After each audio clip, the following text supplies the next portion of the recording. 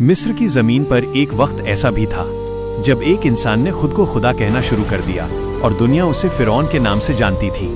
फिरौन के पास ताकत थी, फौज थी, बेशुमार दौलत थी और सबसे खतरनाक चीज जो उसे तबाही की तरफ ले गई वो था उसका घमंड। वो कहता था कि मैं ही तुम्हारा सबसे बड़ा रब हूं और जो उसका इनकार करता उसका अंजाम सिर्फ मौत होता था। फिरौन ने बनी इसराइल को अपना गुलाम बना रखा था और उन पर जुल्म की हर हद पार कर दी थी। उनसे जबरदस्ती दिन रात काम लिया जाता। उसे लगता था कि वो हमेशा के लिए राज करेगा, लेकिन उन गरीब लोगों के घरों में सिर्फ दर्द और आंसू रह गए थे।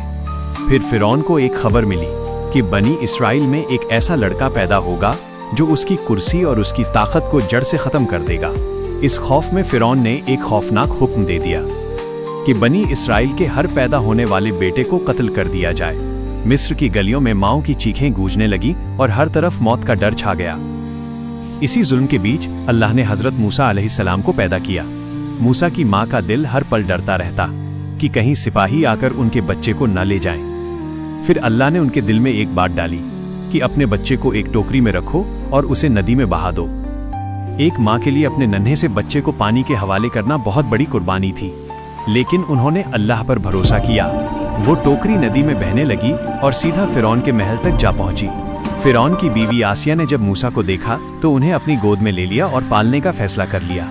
फिरौन को जरा भी अंदाजा नहीं था कि जिस बच्चे को वो अपने महल में पाल रहा है वही एक दिन उसकी हुकूमत को मिट्टी में मिला देगा। जब मूसा बड़े हुए तो उन्हें अल्लाह की तरफ से नबूवत मिली।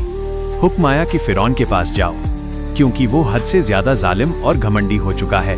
मूसा ने जब फिरौन को सच्चाई का रास्ता दिखाया तो उसे बहुत गुस्सा आया। उसने सच मानने के बजाय मूसा का मजाक उड़ाया। मूसा के पास अल्लाह के दिए हुए चमत्कार थे।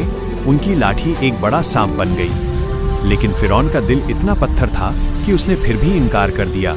अल्लाह ने उसे समझाने के लिए कई तरह के अजाब भेजे, कभी तूफान, कभी टिड्डियां तो कभी भयानक बीमारियां, लेकिन फिरौन हर बार वादा करके पलट जाता। आखिरकार फैसले की घड़ी आ गई। मूसा अपनी कौम को लेकर रात के अंधेरे में मिस्र से निकल गए।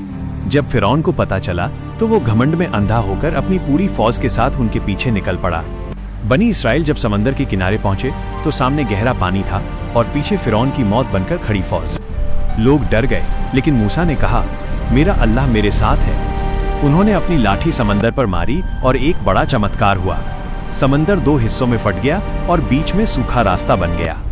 पानी पहाड़ों की तरह दोनों तरफ खड़ा हो गया और सभी लोग सलामती से निकल गए। लेकिन फिरौन ने ये देखकर भी सबक नहीं लिया। वो अपनी फौज के साथ उसी रास्ते में दाखिल हो गया। जैसे ही वो बीच समंदर में पहुंचा, अल्लाह का हुक्म हुआ और पानी वापस मिल गया। समंदर की लहरों ने फिरौन और उसकी फौज को अपनी लपेट में ले लिया। डूबते वक्त फिरौन ने चीख कर कहा कि मैं अब ईमान लाता हूं, लेकिन तब तक बहुत देर हो चुकी थी। फिरौन पानी में डूबकर मर गया और अल्लाह ने उसकी लाश को बचाकर रखा ताकि दुनिया उसे देखे और सबक हासिल करे। आज भी फिरौन की लाश हमें याद दिलाती है कि चाहे कोई कितना ही ताकतवर क्यों न हो जाए, घमंड कभी टिकता नहीं। जो अल्लाह पर भरोसा करता है उसके लिए समंदर में भी रास्ते बन जाते।